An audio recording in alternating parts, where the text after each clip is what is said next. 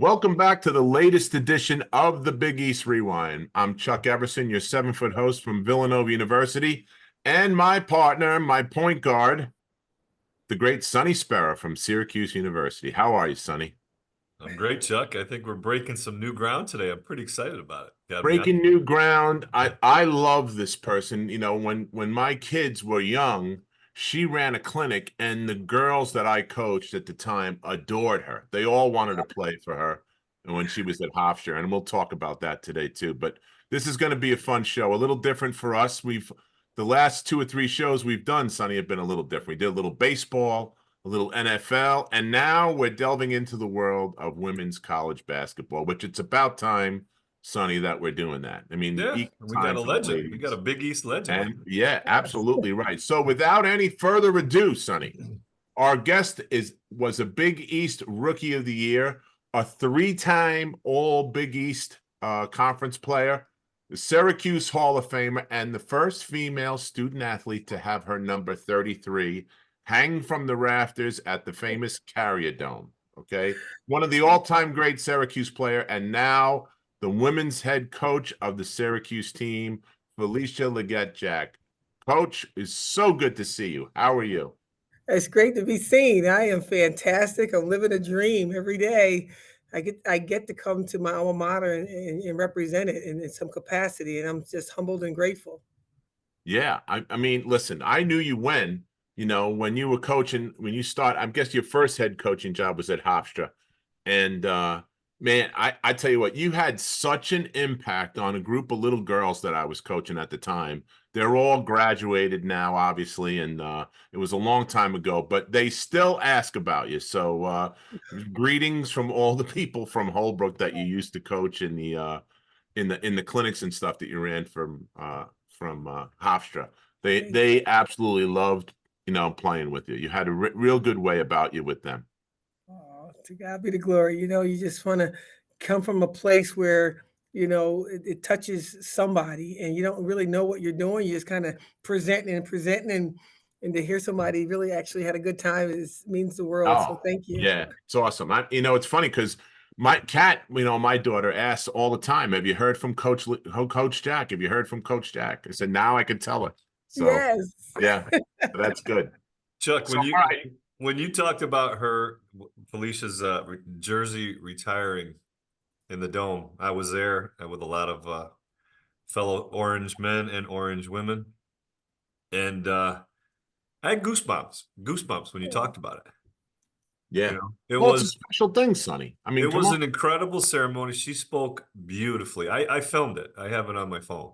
Thank you. I just remember the message that she gave and just the authenticness, authenticity, I guess is the proper way to say that, was just comes right out of her pores. And what you see is what you get. And I've known Felicia since playing with her brothers. I mean, Yeah. she's a Yeah. special lady. I appreciate you. Thank you so much. Hey, I got to ask both of you while you're here. Was there a closeness between the men's and the women's team? I mean, Sonny talks about you all the time, with certain things. And now that you're coaching, we stay up on, what's going on with your squad and all that kind of stuff. Was there that kind of closeness when you guys were playing? And I know you're younger than Sonny. We're not gonna divulge any ages, Felicia, Oh, but it doesn't I know matter. we know you're younger than Sonny. So Well, let's just tell you how close we were. When I was in college, I went to college was Raphael Addison, it was yeah. Herman Hareed, Derek Coleman, and those guys, they thought they were the new additions. And and so we be out having our little party at Skytop, and they're like, we gotta practice. And they start doing their little steps at our party, and they're serious. We're cracking up, but there's nothing funny about what they think they're doing. And we just had a blast. We played cards together. Everybody, started off at the Skytop apartment. Then after a few hours, everybody dispersed and went to their own parties and things of that nature. But we were a connected group, and we really, took care of each other. Football, men's basketball, women's basketball, and all the sports. And we just loved each other. We rooted for each other, and we demanded greatness. And when greatness didn't come, we got on each other. Right. The big thing was during the breaks, Chuck, it was pretty much just the men's team and the women's team were on Well, campus. yeah. I mean, there's nobody else on campus at that point, right? Yeah, and it's cold and it's windy and it's snowy and you're looking for things to do. So yeah, we connected, I thought, at a different level with the women's team during that time. And it was Yeah. a lot of fun, no doubt. Did you guys attend each other's games? I mean, was it like that? Did you guys get to go to the women's games, or were you playing the same days and stuff? Yeah. Some days we couldn't make them because we had our own situations, games, and Sure. things of that nature. But the dome was hard to get into, Oh you yeah. know, because of we're averaging 28,000 fans or something that crazy, and so the women's team we were all getting there. My little Nova. And that was Betsy Lou. It was about 6 or 7 of us. And every home game we'd lie and say one of us was getting interviewed at halftime. So we need to come in the bottom door Yeah. and we would not the coolest thing to say, but we sit in the handicap section and we made friends with everyone. They couldn't wait. They're like, come over here. You know, they bring us over in their section. And then we became like, we need to take care of the handicapped people. So that's why we're sitting over here. And then halftime will come and say, who's getting the MVP or the award? Oh, they decided to do it next game. And so it was always the next game for years. And we just, and they knew, and they just wanted to hear the story that we can make up. And everybody in that little circle knew that we didn't belong there, but they knew that we wanted to support our men's team. And it was all freaking fun and good. Nobody caught on to that, huh, Felicia? I can't believe that. The people at Syracuse, you know? We had no tickets. We got no tickets. Well, there was but with the two facilities, right? The women had Manly Fieldhouse and we had the Carrier Dome until they brought everybody into the Carrier Dome. But the preseason, where we did everything at Manly Fieldhouse, that's where we interacted during the school year much, much more because we were right there. Yeah. So you guys both, when I was on my visit there, Felicia, I don't know if you know, I stayed with Sonny on my visit, Sonny and Sean. No. So that's how we met, him and I. So we've been That's friends how Chuck got since to I visited Villanova. in high school. Yeah, well, how did you let him go? What the heck? Hey, listen, the little Italian guy got me. I don't know. So And he was a national title on top of it. I know. That hurt. it was funny because about 20 years after that, I run into Sonny at the BCNY games, and our daughters were going to play each other. And I said, hey, I don't know if you remember me, but I just want to say thanks. He goes, yeah, how'd that work out for you? I said, pretty good, Sonny, pretty good. You know, can't say anything bad about that. So I love it. now, did you guys have to share? You guys both practiced at Manly, right? Back then, Yeah. you weren't practicing at the Dome, so you guys had to share practice time in the same gym. The women's, we did up to a certain point, didn't we, Felicia? Well, you guys had the hours before us. I think that we got in. We practiced at 3:30 every day, or you guys would either before it came in at 5:30. But yeah, it's just so fun to, whenever they practice, we'd always kind of watch and say, okay, when are we going to break? That's when Derek Coleman and those guys. I was there during that era, and the Pearl Washington era, and I'm like, I wonder how many drills they're going to do today before the whole team decide that we don't want to drill anymore. We just want to play basketball. Right. Because they never drilled. They ran a mile and a half one time. They ran one lap. And I remember Sherman Douglas just sat on the stairs saying, when y'all ready to play basketball, come get me because I'm not standing up for this. I mean, but they would go up there and Sherman would average 10 assists a game. And, and when that ball go in the air. And I remember Jim Boeheim, I was at the assistant coach at Boston College at the time. Because I never knew this answer either. And O'Brien asked him, the coach at Boston College, how come you don't ever do a shoot around? And he just quietly, as Jim has always said things, when that ball goes in the air, that's when my team's going to kick your team's ass. O'Brien was like, that's fair. And they just walked apart. Does anybody understand how cool that was? Like Jim Boeheim isn't the coolest cat I ever met. But on that day, about 30-something years ago, I said, that dude is cool as hell. Wow. As only he could pull that off. Yeah. He doesn't get accused of being cool very often, Felicia. That's for sure. When he said that ball goes up in the air, my team's going to, I said, and he walked away, and O'Brien walked away, and I was standing there with all that information. I was like, this is the coolest moment of my life right here. That's funny. So Felicia, when you came to Syracuse, right? I think that I remember you were the biggest recruit that we'd had, I'm gonna say ever. And I remember it being a game changer. The girls basketball team had good players, but they kind of were always fighting to be maybe 500 if they had a good season. But it was a game changer, and there was a different mindset. What was it like coming in? Because you were All American in high school, right?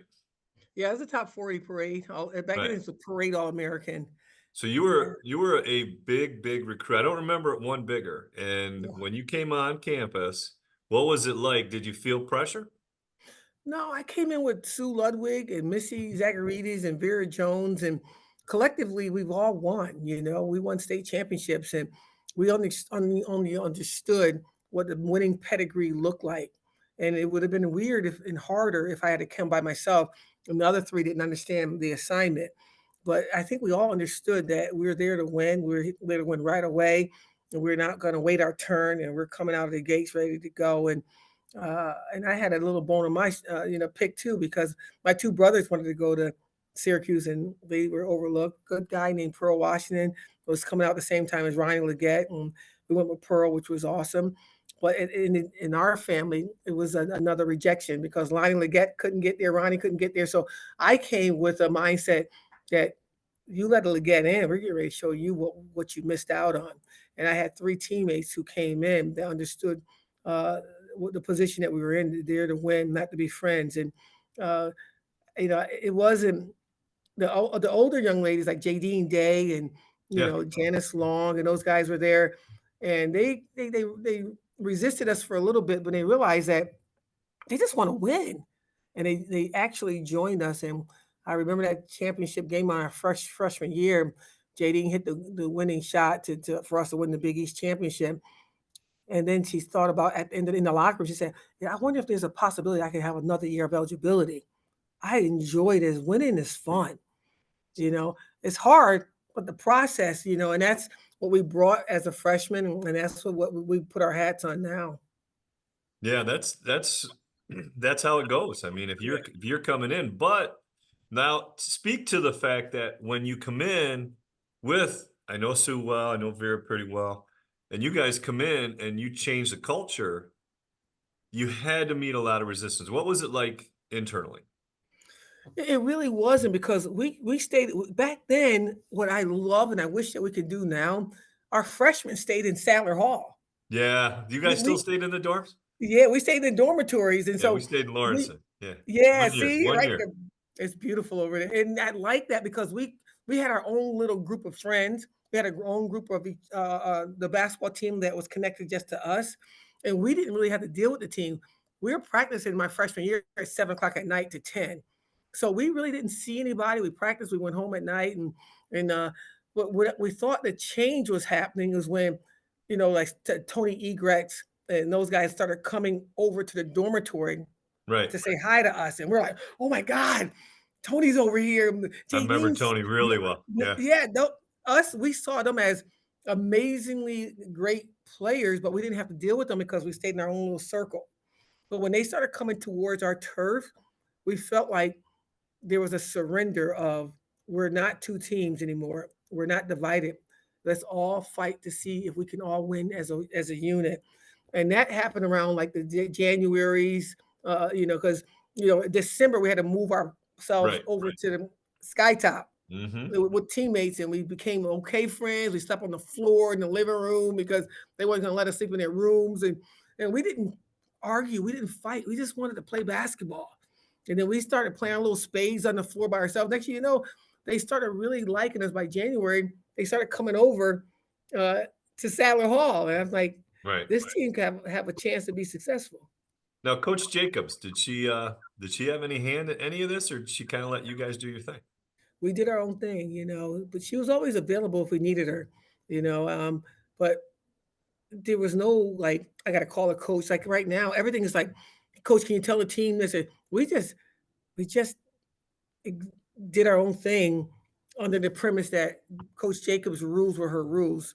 You be on time, and your warm up. You are warmed up before the warm up. Right. You're late if you're putting your jersey on that she took home and had to wash herself. You got to have your jersey on at 3:30 or 7 or whatever time the practice was, and you're ready to go. And so your warm up better look like you've already warmed up. And so her discipline, which I still have today, was so like regimented, and we had to believe in the discipline piece of that, or you're just not going to play. And we practice 3.5 hours every day. And then on Sundays, we go and do our 10 champions around that little manly track. And if she thought that you're saving yourself for the champion, she would run the 5 and 30s. And so it was we just did what she told us to do, and I think that she respected that and gave us the rope to either hang ourselves or grow the team to be something spectacular. I got one more question I got to ask you about. Both Manly and the Carrier Dome was tartan floor on top of concrete. That was brutal. Brutal. What was it like? Did you guys feel it as? I mean, we felt it. We complained about it all the time, especially Leo Routens. He was very vocal about it. Yeah. Did you guys? Was that an issue? Did you guys bring it up? What was that? Was that part of the discussion? I went to catch a ball at half court over my head and blew my knee out on that tartan floor because the court moved and then it stopped and my knee kept going. Dating Hobson blew her knee out in the same spot. And we complained and we didn't say anything. Nobody was suing nobody. We just knew that they're going to get our leg back together until Pearl Washington hurt his knee. And then that was a game changer. That's when Wood came out. And so we just thank God for Pearl, because not that he got hurt, but he helped us make the change. But yeah, it was a definite thing that we knew that was a problem. But we didn't care about the floor. We didn't care if we had to play outside. We were at Syracuse University. It's the best school in the Mecca of the world, and which is the state of New York. And we would play you anywhere in the city of Syracuse, and it so happened to be Manley Fieldhouse, and we made that rock out. Who were some of the other schools that were involved with your recruitment, Coach? I mean, and I know you're a Syracuse girl. You grew up there, right? So Yes. was that a big factor in staying home so your family can? I know you're close with your family too. Was Yeah. that a big factor for you to go to SU? It was. I didn't see myself leaving Syracuse ever, but I went to visit UConn. I'm sorry, Virginia. That's where Gina was at the time. Yeah. I visited Virginia. I visited Iowa, where Vivian Stringer was there. I visited Georgetown, clearly, and I visited. I had an unofficial visit at Villanova, and Right. I actually thought that I just want to go play in front of my mom. She loved watching me play. She worked 2 jobs, and she would sneak over and watch me play in high school, and it would give her a good opportunity to see us play, because there was no flights she was going to take. There's no way we could Yeah. afford that. So, everybody went away. My brothers had to go away, and I had an opportunity to stay home for my mom can see me play. And it could have been, honestly, OCC. It could have been Lemoyne, but Syracuse was the place where my mom could see me play, and happened to be Syracuse University, and I stayed home for her. It worked out pretty good. I think It worked so. out pretty good. Yeah, I not think bad. it worked Not out bad. well for everybody. Yeah, absolutely. Thank Who you. were some of the people that you looked up to as a young girl getting into the basketball scene? Who were some of the players that you emulated and that you looked up to? Honestly, it was my brothers. I was going to say, yeah. Yeah, I never really watched women's basketball or girls basketball. I just watched them. I went to Thornton Park and played with them when their games were on. If we can get it on TV, I watched them play. I was trained by them, and there was really no real, Martha Mogish was a big name, once I got to Syracuse, and I noticed she was like the all-time leading scorer and rebounder in the history of the program, and she walked with this kind of confidence. And every time I saw her, I just like, gosh, I never really saw her play, but I just loved her confidence and I loved her accomplishments. And so that's what I remember her, and being a person that I wanted to emulate, and then maybe dethrone her one day. That was like came to my mind after my freshman year. But the person that I really idolized was like the guys that I love watching, Dr. J and the Yeah. 76ers, and, men's NBA basketball, but it's so much women's basketball right now. It's sad that but the people, Cheryl Miller was doing her thing, and Yeah.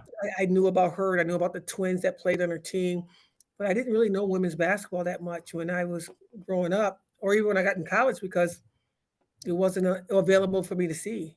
Right. Right. Right. I It's was gonna go amazing. there. It's amazing how that's flipped around now. With Yeah.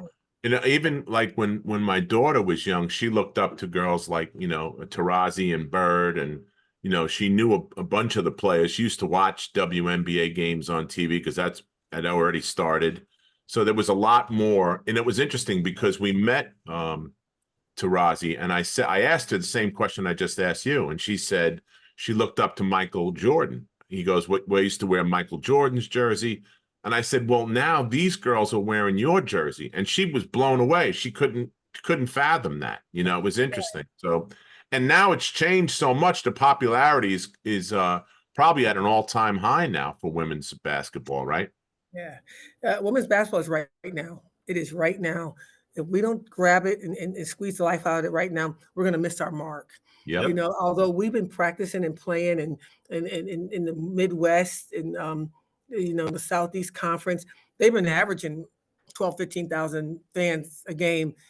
Even when I was at my worst at Indiana, we averaged about 3,500, 4,000 fans. And so it's always been percolating around, but it didn't catch on fire, obviously, until this particular year when Caitlin Clark, who done such a fabulous job of not just playing the game at a high octane, but bringing us along with her, allowing us to be a part of the journey that she's on. And I had a young lady on my team that really didn't get all of the accolades I thought she should have Right. received, and Deasia Fair, who finished third in the country in scoring.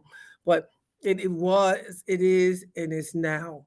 And if we can just, especially on the East Coast here at Syracuse, if we can just see the game for what it is, it's a beautiful game underneath the net, and sometimes you Mhm. can grab the rim too, and just respect it for what it is. It's not a men's game; it's a women's game, and Mhm. I think we can really be an exciting thing to see. I think Sonny would agree with me too. It's much more fun to watch the women's game because it's more like true basketball, Basketball. being as two old school guys like Sonny and I are. Yes, It's more true to what we know as basketball. It's not yes, come down and launch it up from half court or, run a pick and pop or a pick and roll. Those things are there, but not yeah, to the same extent. And it's not over the rim, obviously.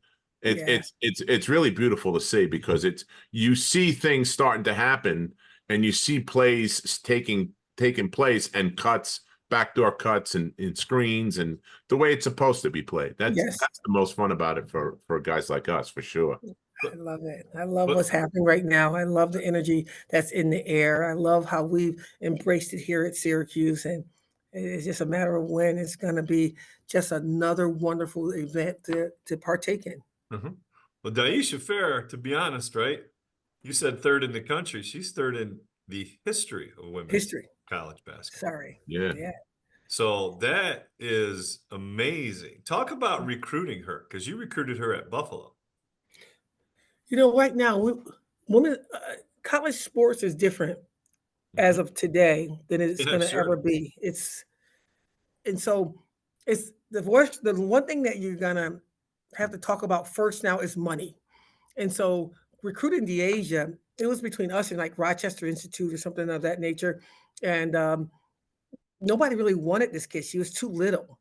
And the same thing with the WNBA. They don't even give her a chance. Right. They cut her before you give her a chance because she's too little. But you don't even, if you don't just open your mind and just try to see talent, then you're gonna miss out on talent. Right. And so one thing that I did, I looked at her and I thought about her height too, even at the Buffalo level. And so I brought her to camp and I saw her running past all these kids at camp. I'm like, you know what? She's faster than these kids. Let me see if she knows the game. So I just got a camper and she got a camper. And I checked ball with her, 2-on-2. Couldn't beat her. And I said, this kid has an IQ that I've not seen. in a long time. And if we're lucky enough to get her, she's going to change my tenure at Buffalo, you know? Yeah. And since the first day she decided to come play for Buffalo, she just let it out there. And the more she trusted me and the more I got involved and know her, it just became such a relationship that it became like mom and daughter. So now when we got a chance to come to Syracuse, I told her that, I'm going to do Syracuse, and she said she coming with me. That's when we all realized what we had. Dawn Staley's the Miami coach, the Arizona, the Baylor's, everybody in the country came after her and threw everything at this young lady, and she still chose me and with Syracuse. And then the following year, she could have went to the draft, and she probably would have been better. She might have been in the league right now. It was a better year for her to go last year because more guards were going to come out this year. We knew it, but Right.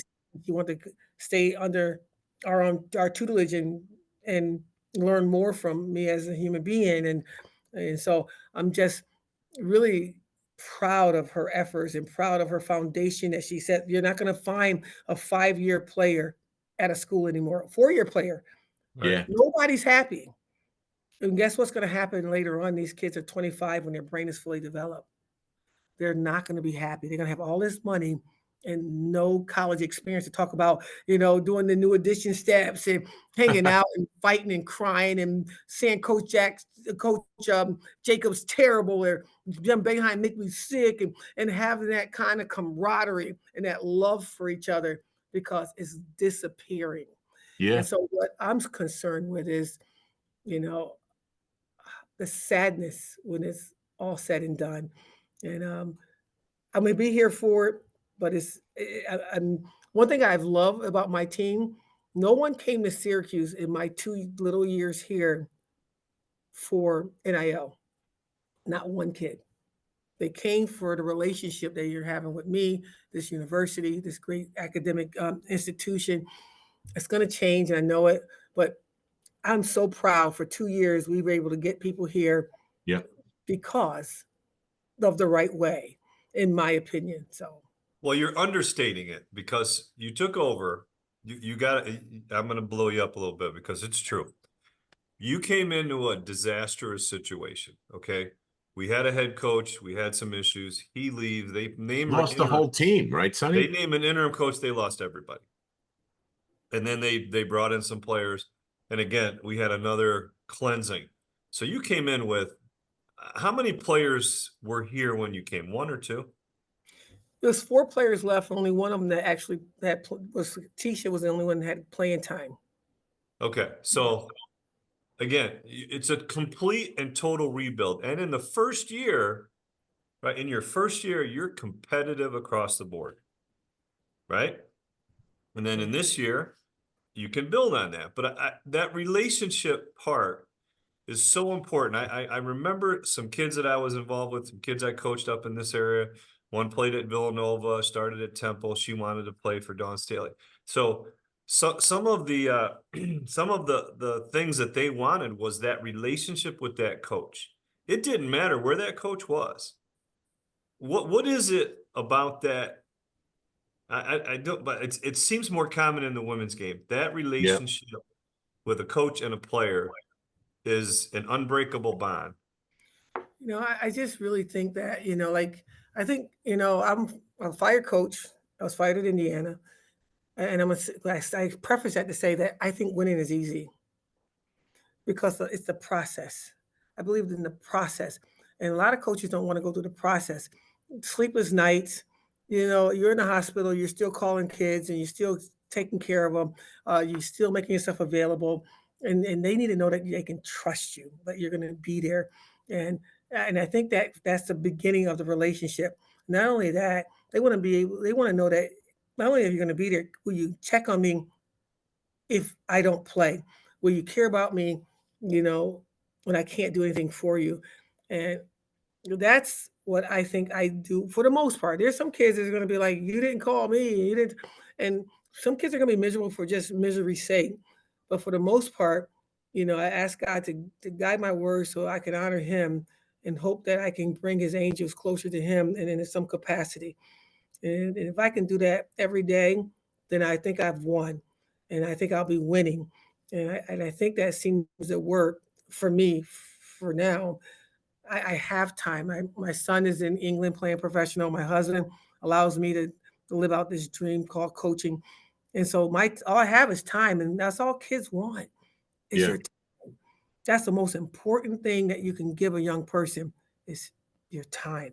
And that's what I seem to be able to do, and it seemed to be working. How do Yeah. you deal with all the distractions for the time? The social media, the phone, the clips, the Instagram, TikTok, all the things. Like we talked to Ryan Archie-Giacomo yesterday, and he talked about Jay Wright took their phones, didn't allow them to do XYZ. How do you, I'll call it the noise. How do you quiet that noise and make those connections, or get your players to do that in that generation? You know what? When you take things away from kids, in my opinion, they want it more. And so I don't talk about it. If you put something on social media that's derogatory or it doesn't represent Syracuse, me or your team, I save it. I bring it to your attention. You do it again, I save it. I bring it to the team's attention. The third time, I have to suspend you because this is bigger than yourself. But I never say you can't do it. I never say stop. I'm not taking your phone away. I remember I back in the early when I was younger at Buffalo first couple of years, I take their phones away at when we go on road trips. But they had computers and they can do things. I mean, I don't know all this stuff, right? And so I was just making more work for my staff than me. And they were still doing and they thought they were spending more time trying to get over as opposed to just use the phone or make it a TikTok, whatever, and then be done with it. But because coach said, don't do it, I'm going to prove you wrong. You can't stop me. I'm a grown woman, whatever. When I just said, you know what? You have to understand that you got to be where your feet are. If you want to be TikTok alicious, go ahead. If you want to be on your social media, go right ahead. But it's hard to march with two armies. So Yeah. you You got to make gotta a be where your choice. feet are. I'm gonna You remember that. I'm Be gonna where gotta your pass be. that feet are. along. I love that one. That so when you're talking about the relationships that you have with your girls, okay, it's I've seen both sides of it. I played for a guy that was very fiery in Massimino, and then we were eating dinner at his house, or he'd give you a hug, or and I've seen the other side of it where my daughter played, where the coach at the school she played at was not even involved with these girls. It was so drastically different. And I'm not talking about social media here, Coach, but do you think the women's side of basketball is more social than it is, than say the guys' side, as far as, doing things together as a team, having, whatever you guys do for fun as a group? Is there a lot of um events or things that you put together for these girls to do stuff off the court together? Well, I gotta correct you. Hopefully, I don't make this an embarrassing moment, but I don't call my players girls. I can't coach girls, Right. and Okay. so what I try to do with my players, my student athletes, is when I meet them at the door, they're young ladies. They're freshman year. By the time they're seniors, they're young women. When their Right. brain is fully developed at 25, my hope is that we get them to be phenomenal women, and they can really embark on the world and really understand the assignment. And so what we talk a lot about that stuff. We talk about camaraderie, being your sister's keeper.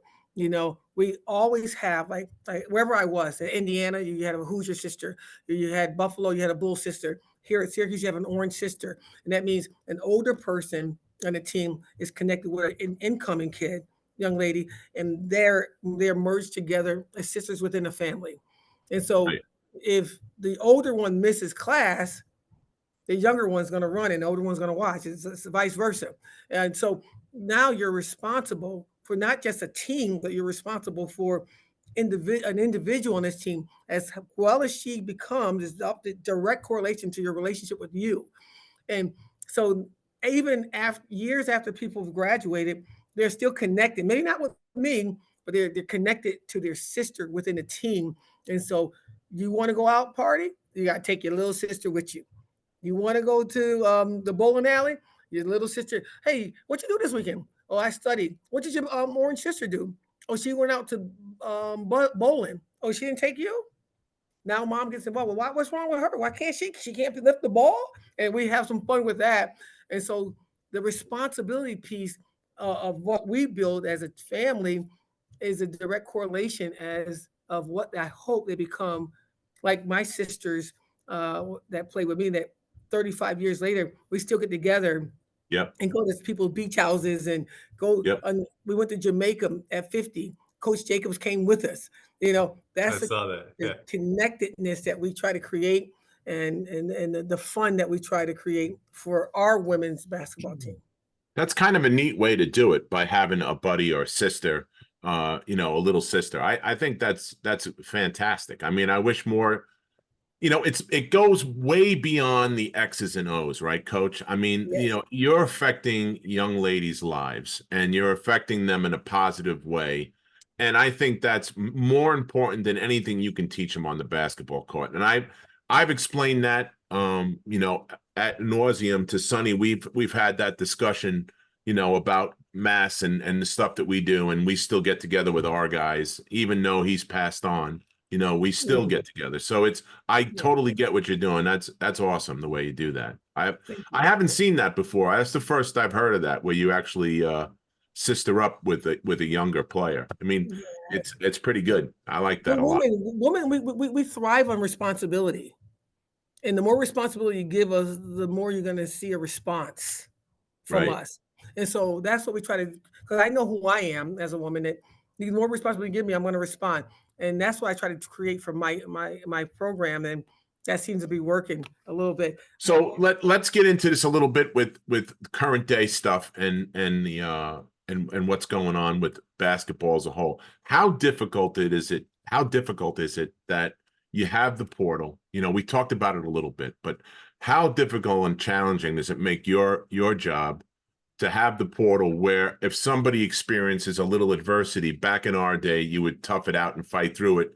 Mass used to tell us that a true person's character comes out during times of adversity, where now you can just turn and say, I'm out, and leave. Are you constantly recruiting young ladies when they come into school? Do you constantly have to keep recruiting them to keep them happy, or what's your style when it comes to that? We have right now, that's it, right? Like I said, I'm going to be where my feet are, Yeah. bloom where you're planted. If indeed you're not happy, you got to move on. But I'm not going to ever make a player bigger than the team. Not Deasia, not Sierra Dillard, not Stephanie Reed, Yeah. all these kids that we've recruited and coached. It's important that I have sustainability in the way I treat young people. And I always say to our players, I lost one of our starting players, all rookie team this year to Tennessee. And I'm so proud of her, and I'm proud of what she did for this particular season. But we only had that moment, and we have this locker room right now, and I'm going to give you my best effort. And if you choose to leave today or tomorrow, I'm going to wish you well. But I'm going to continue to coach him. I know that he put something in my spirit to do and say to young people to grow them. And my responsibility is to grow whoever's in front of me. And I'm not saying that I'm this big time coach and I got it going on. I just know that I'm a tunnel vision person. And if I go to the left and say, I got to make certain she's happy and her happy and that kid over there happy, where's the fabric of the team? And so one thing that they're going to get from me is my consistency and my authenticity, and I'm going to give you my best effort. And if that's not what you're looking for, this is Syracuse University. Whether they going out to the billions of dollars, this house versus NCAA, all that other stuff, we are Syracuse University, and that means something to me. And anybody in front of me is going to mean something to them. And if it doesn't, they don't deserve to be here anyway. Yep. Yeah, that's big words. I tell you what, that's good stuff. That's really good stuff. But I'm Right from the heart. 57, I'm an older person, and I got less years in front of me than I do behind me. So I'm getting kind of ornery in my own way. But my love for Syracuse has never changed. My commitment to Syracuse will not change, and I will give my best effort to everybody that's in front of me. And that's just real talk. It's not me trying to Yeah. be the big name coach or nothing. It's just you got to put your feet in the sand and say, this is a line I will not cross again. And that is trying to make a young kid happier than the team. It's about the team. What do you base success on? So what do you call success? Is it because I kind of have the feeling from talking to you a little bit that it's more than just wins and losses. So how do you judge success for your program? Winning and learning. We always say that we don't lose here. You know, let the score be determined about a loss to the parents, the AD, the friends, and whatever. But with us, it's going to be a learned situation. If we score more points than our opponent, but we didn't learn anything, to me, that's defeat. If we've learned something and the score doesn't say that we were successful, that's a success. And for young people from 18 to 22, you really have to help them find something that happened that those 24 hours where we learned something and it was a win or we got to get better. And so I look at that. I just think that winning, again, I say winning is easy if you understand the process. And we go after this process very seriously.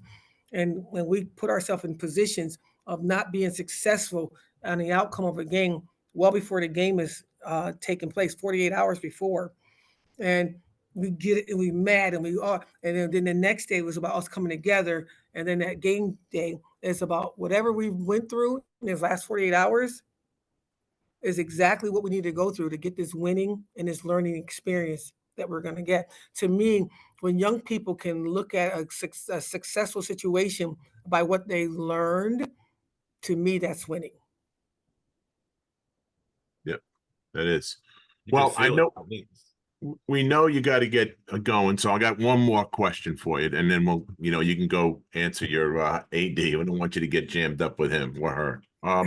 So you go into a person's house recruiting them, okay? And what's your speech? So in quotes, what's your speech to the parents? What are you looking for? Are you looking at the parents as well as the student athlete, or is it just the kid?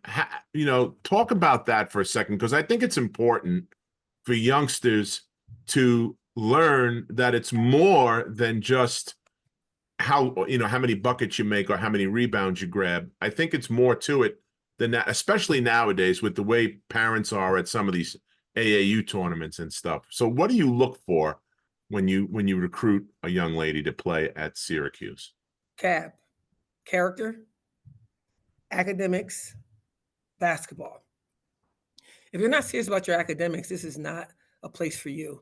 If you're not serious about trying to, have this integrity about who you are and what we're trying to become as a team, Yeah. then this is just not a good place for you. We believe that we're pretty good coaches. We believe that we can coach somebody to be a successful win-loss situation. But it doesn't happen if you got people in here that doesn't have the character Right. that we're trying to embody. Or you don't have to be the smartest kid, but you got to give me your best effort academically. And so we talk about that a lot at the beginning, and we talk about to parents like, I know everybody can coach basketball. Everybody's that fifth quarter coach and can tell you what they do right or wrong. I'm not the best coach, I promise you. There's so many coaches better than me, but there's not a better coach that's going to reach inside just your daughter's soul and pull out her ability to want the best for herself, because I'm going to pour into her. You are enough. You matter. I believe you and I see you. I will bring out the best in your daughter when it comes to, the ability to raise that character, raise that academics, and be the best version of a basketball player that she can be. I need your help. And the help I'm going to need from the mom and dad is that I don't go to your job and say, "Oh, you're an electrician? Let me hold that wire. Let me pull that wire over here. Let me do the." Like, Yeah. no, I've never done this before. But I saw it on TV. And so give me a chance. When you give me your daughter, you ask me to raise her up maybe 1% better because you've done a perfect job. I just want to help. Yeah. If it doesn't get to a point where I'm helping, then I'm hurting. And if you feel like I'm hurting, you have to take your daughter away. But you got to give me a chance to try. And we come from the heartstrings, and we plead with the parents to let us try to be a helper of growing your child to a phenomenal woman. and it gets to a point where you feel like I'm not, then somebody else needs to do a better job than me, and I surrender. But if your daughter feels like I'm doing a great job and you are unhappy, I had that before. I had one of my best players at Buffalo. Mother stopped speaking to me for 2 years, and the young lady decided that she wanted to Wow. stay and play for me for 6 years. And when she finally walked across over and said, "It's over," and I had to hug the mother hugged me and said, "You're the right person for the job. I Wow. thank you for what you've done for my daughter." But I couldn't worry about the mom. I had to keep growing the young lady despite the mother. I'm in it for the kid that's 18 to 22, 23 years old. And I don't care if the parent like me or don't like me, but I'm gonna grow your daughter the best way I know how. And the way I say it to them is the way I treat your daughter, I pray that whoever coaches my son will treat him the exact same way. So it's personal. Well, I tell you what, that is what it's all about, really. I mean, that you couldn't have ended it better than that, Coach. I mean, that was fantastic. And that's why you had a group of girls on Long Island all those years ago when you were at Hofstra that would have did anything to play for you at that time. So I thank tell you you, so much for sharing your time with us today. I know you're busy and I know you got to get back to work, but we just want to say thanks a lot for joining us today on the Big East Rewind. Appreciate you. I Thank love you. it. It's just so Thanks, wonderful Felicia. to see the Big East name, and I miss it, and Yeah, I loved it. It was a great experience, and now we're gonna figure out how to deal with our new norm. So keep praying for us, all right? we'll do. We'll do. You got You've it. been listening to and watching the Big East Rewind with Chuck Everson and Sonny Sparrow. The Big East Rewind was produced and directed by Nick Chico Chorus and Daryl Gurney. Check us out on all things social media by putting Big East Rewind in the search bar. And our website is www.bigeastrewind.com. And don't forget, subscribe and share it with your friends. Thanks a lot for having us. Have a great day.